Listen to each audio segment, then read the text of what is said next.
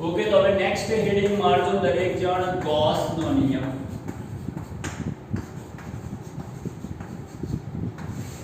ચાલો સૌથી પહેલા તો આપણે એનું વિધાન લખી નાખીશું. એવું કહેવાય છે કોઈ પણ બંધ પૃષ્ઠ વડે ઘેરાતું કુલ ફ્લક્સ, જેને આપણે ફાઈ કહીએ છીએ, કોઈ પણ બંધ પૃષ્ઠ વડે ઘેરાતું કુલ ફ્લક્સ તે પૃષ્ઠ વડે ઘેરાતા કુલ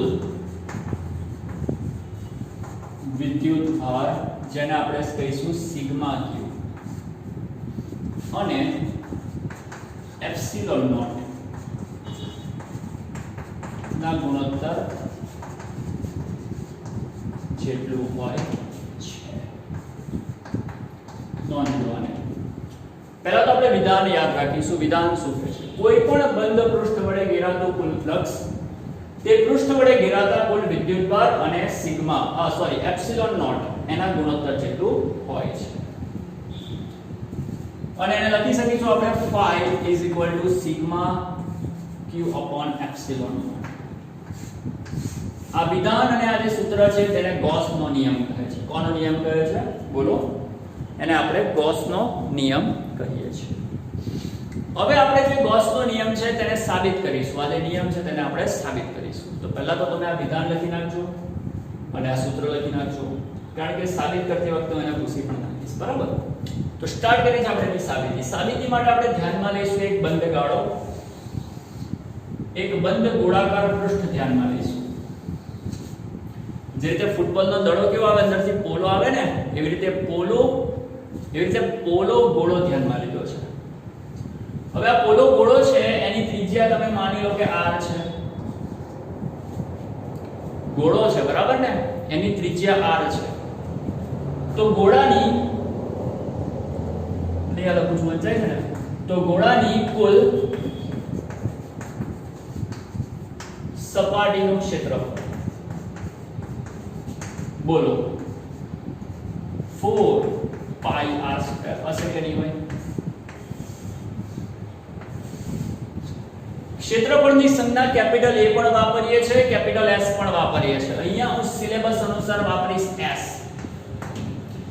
કુલ સપાટીનું ક્ષેત્રફળ S, જેને આપણે કહીશું 4 પાઈ r સ્ક્વેર. આ તમારો ગોળો છે, એની સપાટી, એનું ક્ષેત્રફળ હશે 4 પાઈ r સ્ક્વેર, કારણ કે ત્રિજ્યા છે. હવે ઇમેજિન કરો કે આ ગોળાના કેન્દ્ર પર તમે એક વિદ્યુતભાર મૂકો છો અને વિદ્યુતભાર છે સ્મોલ q. સ્મોલ q વિદ્યુતભાર છે. અને એ જે ગોળાની સપાટી છે એ ગોળાની સપાટી પર એક નાનો પૃષ્ઠખંડ ધ્યાનમાં લો. એક નાનો પૃષ્ઠખંડ ધ્યાનમાં લો. પૃષ્ઠખંડ, પૃષ્ઠ એટલે કે ક્ષેત્રફળ ખંડ ધ્યાનમાં લો. તો આ તમારો ક્ષેત્રફળ ખંડ છે. અને નાનો ક્ષેત્રફળ ખંડ એને આપણે ds સ્વરૂપે દર્શાવી શકીએ કે ના દર્શાવી શકીએ? ક્ષેત્રફળ એની સંજ્ઞા s છે, તો નાના ક્ષેત્રફળ ખંડ એની સંજ્ઞા ds કહેવાશે કે નહીં કહેવાય? તો આ જે નાનો ખંડ છે એનું ક્ષેત્રફળ ds હશે. અને આપણને દરેકને ખબર છે કે કોઈ પણ સપાટી, જેમ કે અમારો હાથ છે, આ હાથની સપાટીનું ક્ષેત્રફળ સપાટીને લંબ આ રીતે હોય કે ના હોય? આ ચોકની દિશામાં હોય કે ના હોય? કોઈ પણ સપાટીનું ક્ષેત્રફળ એ સપાટીને લંબ હોય. કોઈ પણ સપાટીનું ક્ષેત્રફળ એની દિશા તે સપાટીને લંબ હોય. તો જો આ તમારી વક્ર સપાટી હશે તો એ વક્ર સપાટીનું ક્ષેત્રફળ ds એની દિશા બોલો આ દિશામાં હોવાની કે નહીં હોવાની? તો આ જે સદિશ ds છે નાના ખંડનું ક્ષેત્રફળ તે આ દિશામાં હશે, સપાટીને લંબ બહાર તરફ. સપાટીને લંબ બહાર તરફ હશે કે નહીં? સિમ્પલ છે. હવે આ જે કેન્દ્ર છે, ગોળાનું જે કેન્દ્ર છે, એ ગોળાના કેન્દ્ર પર તમે વિદ્યુતભાર મૂકેલો છે. અને આપણને બધાને ખબર છે કે જે બિંદુવત વિદ્યુતભાર આવે એને કારણે ઉત્પન્ન થતું વિદ્યુત ક્ષેત્ર ત્રિજ્યાવર્તી દિશામાં હોય. આને કારણે ઉદ્ભવતું વિદ્યુત ક્ષેત્ર ત્રિજ્યાવર્તી દિશામાં હોય. અને બોલો એને આ રીતે બતાવી શકું? ત્રિજ્યાવર્તી એટલે કે આ દિશામાં. તો આનું વિદ્યુત ક્ષેત્ર આમ પણ હશે આમ પણ હશે, આમ પણ હશે, આમ પણ હશે. ટૂંકમાં બધી જ દિશામાં વિદ્યુત ક્ષેત્ર ફેંકતો હશે કે નહીં ફેંકતો હોય? તો આ જે વિદ્યુત ભાર છે એ બધી જ દિશામાં વિદ્યુત ક્ષેત્ર ફેંકતો હશે. તો બોલો એનું વિદ્યુત ક્ષેત્ર આ દિશામાં પણ હશે કે નહીં ભાઈ? જેને હું નામ આપીશ E. બોલો કહેવાય કે ના કહેવાય? કારણ કે બધી જ દિશામાં, બધી જ ત્રિજ્યાવર્તી દિશામાં ફેંકે છે તો એ વિદ્યુત ભાર વિદ્યુત ક્ષેત્રને આમ પણ ફેંકશે. બરાબર કે નહીં? હવે આ જે ખંડ છે એ ખંડ પર ds અને E એ બંને એકબીજાને સમાંતર બને છે. સૂક્ષ્મ ખંડ પર ક્ષેત્ર અને ક્ષેત્રફળ બંને એકબીજાને સમાંતર બને છે. તો આવા કિસ્સામાં સૂક્ષ્મ ખંડ પાસે E સમાંતર ds કહેવાશે અને E સમાંતર ds હોય તો તેમની વચ્ચેનો ખૂણો θ બરાબર 0 થાય. θ બરાબર શું થવાનો? 0. આ એક પોઈન્ટ આપણને દરેકને સમજ પડે. હવે આગળ સાબિતી આપીશું. આપણને દરેકને ખબર છે, આપણે આગળ ભણીને આવ્યા છે. શું ભણીને આવ્યા છે? આપણે આગળ ભણીને આવ્યા છે કે જે ફ્લક્સ છે, કોઈ પણ ક્ષેત્રફળ સાથે સંકળાયેલું ફ્લક્સ બરાબર સદિશ E ડોટ સદિશ S. કહેતા હતા કે નતા કહેતા? જો તમારું ક્ષેત્રફળ નાનું હોય તો આપણે લખતા હતા ડેલ્ટા ફાઈ બરાબર સદિશ E ડોટ ડેલ્ટા S. કરતા હતા કે નતા કરતા? ડોટ કાઢી નાખો તો લખતા હતા E ડેલ્ટા S cos θ.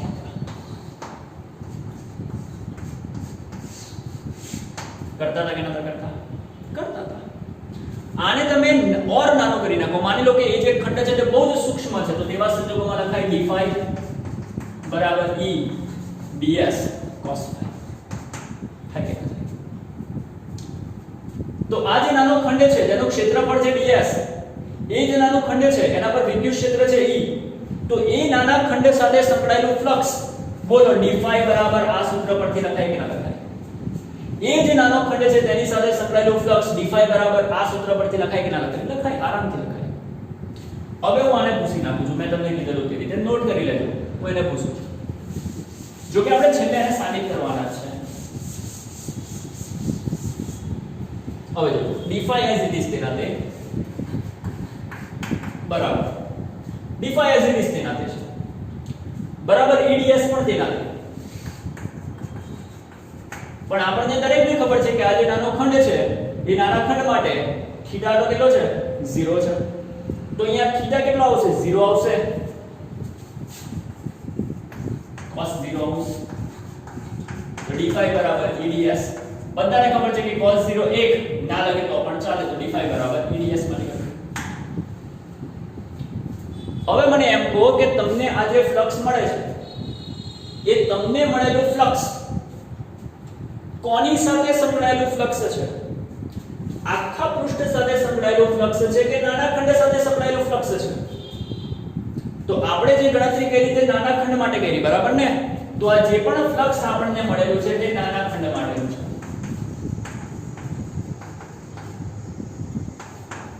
પણ આપણે તો આખા પૃષ્ઠ માટે શોધવું છે અને આપણે બધા જાણીએ છીએ કે જો આખા પૃષ્ઠ માટે મારે ફ્લક્સ શોધવું હોય તો શું કરવું પડે? જે રીતે એક નાના ખંડ માટે ફ્લક્સ શોધ્યું એવી રીતે આના દરેક નાના નાના ખંડ માટે ફ્લક્સ શોધવું પડે અને દરેકનો શું કરવો પડે? સરવાળો કરવો પડે. આ રીતે દરેક નાના ખંડનું ફ્લક્સ શોધી સરવાળો કરતા કુલ ફ્લક્સ મળે. તો કુલ ફ્લક્સ મેળવવા માટે આવા દરેક નાના નાના ખંડોના ફ્લક્સ શોધીને સરવાળો કરવો પડે અને એ જે સરવાળો છે તેને આપણે સિગ્માના સ્વરૂપમાં પ્રેઝન્ટ કરી શકીએ કે ના કરી શકીએ? તો અહીંયા ટ્રાય કરીશું એને સિગ્માના સ્વરૂપમાં પ્રેઝન્ટ કરવા. તો આવા અનેક નાના નાના ખંડોનો સરવાળો કરીશ તો પરિણામી જે ફ્લક્સ છે તે d phi ની જગ્યાએ બોલો phi લખાશે અને એને સિગ્માના સ્વરૂપમાં પ્રેઝન્ટ કરીએ. અથવા તો અહીંયા ધ્યાન આપો ચાલો આવા અનેક નાના નાના ખંડોનો જે સરવાળો છે તે પહેલા શેમાં કન્વર્ટ થશે? સિગ્મામાં કન્વર્ટ થશે. અને જો તમારે સિગ્મામાં કન્વર્ટ ના કરો તો ડાયરેક્ટ સંકલનમાં પણ કન્વર્ટ કરી શકો કે ના કરી શકો? પહેલા આપણે સિગ્મામાં જોઈએ. ચાલો અથવા તો એક કામ કરીએ, જો તમે ડેલ્ટા s વાળું પદ લઈને કામ કરો ને તો તેને સિગ્મામાં કન્વર્ટ કરવાનું, પણ આપણે ડેલ્ટાની જગ્યાએ d ને ધ્યાનમાં લીધું છે, બરાબર ને? તો આપણે સિગ્માનું સંકલન જ કરાવી દઈએ, ઓકે ને? તો આપણને પહેલેથી ખબર જ છે કે નાના ખંડ એની સાથે સંકળાયેલો ફ્લક્સ મળે, એના પરથી આખાની સાથે સંકળાયેલો ફ્લક્સ શોધવું હોય તો શું કરીએ છીએ? આપણે એનું સંકલન કરીએ છીએ કે નહીં કરતા? તો ડાયરેક્ટ જ હું આને સાઈડ ઉપર મૂકીશ અને લખીશ શું કરતા? સમીકરણનું સંકલન કરતા. ચાલો કરાવો. d5 નું સંકલન શું થશે? 5 થશે. અને અહીંયા શું લખાશે? ઇન્ટિગ્રેશન એટલે કે સંકલન ઓફ e into ds. બોલો આટલી વસ્તુ દરેકને ખબર પડે કે ના પડે? સિમ્પલ છે. પહેલા આટલી વસ્તુને નોટ કરો. ઓકે, હવે જે મેઈન પોઈન્ટ છે તે E એટલે શું? તો કે વિદ્યુત ક્ષેત્ર. વિદ્યુત ક્ષેત્ર કોણ લગાડે છે? તો કે વિદ્યુતભાર લગાડે છે. વિદ્યુતભારથી તમારો આ જે નાનો ખંડ છે તે કેટલા અંતરે છે? અહીંયાથી આટલું અંતર r, તો અહીંયાથી આટલું અંતર પણ r જ હોવાનું. તો આને કારણે આના પર લાગતું વિદ્યુત ક્ષેત્ર કેટલું? E બરાબર kq upon r² થાય કે ના થાય? એની કિંમત અહીંયા મૂકવાની કોશિશ કરો. તો બરાબર કરીને integration of kq upon r² into કોણ આવશે? ds. બહુ ધ્યાનથી જોજો એને. તો 5 બરાબર આટલું મળ્યું છે. 5 as it is તેના 5 બરાબર. ચાલો kq upon r². k પણ અચળ, q એટલે કે વિદ્યુતભાર પણ અચળ, અને આ જે અંતર છે તે પણ અચળ. આથી આટલી વસ્તુનું ઇન્ટિગ્રેશન થવાનું નથી, આથી તેને સંકલનની બહાર કાઢી લો. તો kq r² અને સંકલન ખાલી કોનું થશે? ds નું થશે. 5 બરાબર kq upon r² as it is તેના તે ds એટલે કે નાનું ક્ષેત્રફળ. ds એટલે કે નાનું ક્ષેત્રફળ, અને નાના ક્ષેત્રફળનું સંકલન કરો તો શું મળે? આ જે તમારો ગોળો છે એ ગોળાનું કુલ ક્ષેત્રફળ મળે કે ના મળે? નાના ક્ષેત્રફળનું સંકલન કરો તો ગોળાનું કુલ ક્ષેત્રફળ મળે. સિમ્પલ છે, કુલ ક્ષેત્રફળ મળે. 5 બરાબર kq upon r². અને આપણને બધાને ખબર છે કે આ જે ગોળો છે તેની સપાટીનું કુલ ક્ષેત્રફળ કેટલું કીધું છે? 4πr². 4πr². તો sigma is equal to k q. બીજી એક વસ્તુ k બરાબર શું લખીએ છીએ? 1/4πε0. k બરાબર 1/4πε0 છેદમાં r² તેના તે ઉપર 4πr² તેના તે છે કે નહીં? હવે શું થશે? બીજી વસ્તુ કે આ q તેનો તે ફરીથી જુઓ. સિગ્મા બરાબર k ની વેલ્યુ શું આવશે? 1/4πε0 ઉપર q તેના તે 4πr² તેના તે, અને છેદમાં પણ રહી ગયો r² છે કે નહીં? કેન્સલ થઈ ગયું. r² કેન્સલ, પાઈ કેન્સલ, 4 કેન્સલ, તો બાકી શું બચ્યું? 5 બરાબર q upon epsilon. તો 5 બરાબર મળ્યું કે ના મળ્યું? q by epsilon naught. વિદ્યુતભારના છેદમાં epsilon naught. અને q એટલે શું? વિદ્યુતભાર. કયો વિદ્યુતભાર? ગોળાની બહારનો વિદ્યુતભાર કે ગોળાની અંદરનો વિદ્યુતભાર? આ જે બંધ ગાળો છે એ બંધ ગોળાની બહારનો વિદ્યુતભાર છે કે બંધ ગોળાની અંદરનો વિદ્યુતભાર છે? અંદરનો વિદ્યુતભાર છે. જુઓ, ચેક કરો. જે સ્મોલ q છે એ તમારો આ જે બંધ ગાળો છે એની અંદરનો વિદ્યુતભાર છે. તો q બરાબર બંધ ગોળા વડે ઘેરાયેલો વિદ્યુતભાર. સમજ પડી કે ના પડી? તો એ જ મળ્યું ને 5 બરાબર q by epsilon naught. અને શરૂઆતમાં આપણે એ જ વસ્તુ લખેલી. ક્યાં લખેલી? 5 is equal to sigma q by epsilon naught. બંને સૂત્ર એક જ છે. અને આને જ કહેવાય ગૌસનો નિયમ. તો ફરીથી ગૌસનો નિયમ શું કહે છે? કોઈ પણ બંધ ગાળા સાથે સંકળાયેલું કુલ ફ્લક્સ તે બંધ ગાળા વડે ઘેરાતો વિદ્યુતભાર સિગ્મા q અને એપ્સિલોન નોટ એ બેના ગુણોત્તર જેટલું હોય છે. આ ગૌસનો નિયમ છે, જે મોસ્ટ ઇમ્પોર્ટન્ટ નિયમ છે, અને ચેક કરી લેજો. એને બીજી રીતે પણ આ રીતે લખાય છે. જો આપણે જાણીએ છીએ કે phi બરાબર સિગ્મા e ds, અને આપણે એ પણ કીધું phi બરાબર sigma q by epsilon naught. તો હવે દરેક જણ યાદ રાખે શું યાદ રાખવાનું છે? અહીંયા લખું છું, જોજો યાદ રાખવાની વસ્તુ અહીંયા લખું છું. તમારે યાદ રાખવાનું શું લખાય? ચાલો phi બરાબર શું છે? ઇન્ટિગ્રેશન ઓફ સદિશ E dot ds અથવા તો E dot ds બરાબર. તો integration of E dot ds બરાબર શું છે? phi. અને phi બરાબર આ પણ છે. phi બરાબર આ પણ થાય, phi બરાબર આ પણ થાય, તો આના બરાબર આ થાય કે ના થાય? phi બરાબર આ પણ છે, phi બરાબર આ પણ છે, તો આના બરાબર સિમ્પલ. તમે ચાહો તો આને સદિશ સ્વરૂપે પણ પ્રેઝન્ટ કરી શકો છો, કોઈ ફરક નહીં પડે. પણ અહીંયા આપણે સદિશ સ્વરૂપે પ્રેઝન્ટ કરવાની જરૂર નથી કેમ? કારણ કે બંને એકબીજાને સમાંતર છે. થીટા તો કેવો બનાવી લે છે? તો આ તમારો ગૌસનો નિયમ થઈ ગયો.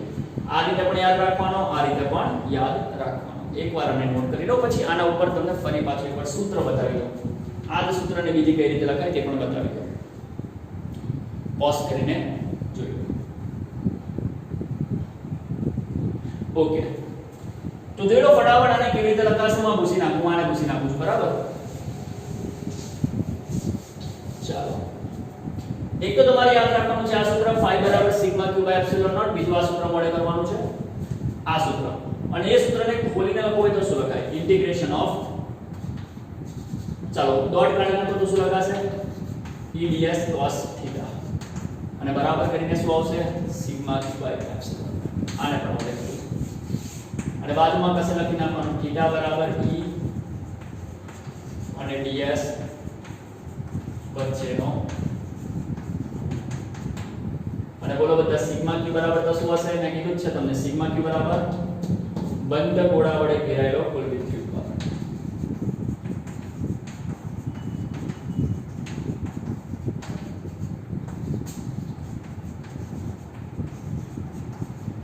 આવડશે? તો અહીંયા આપણો ગૌસનો નિયમ પૂર્ણ થયો. બહુ સિમ્પલ રીતે જોઈ લો એકવાર.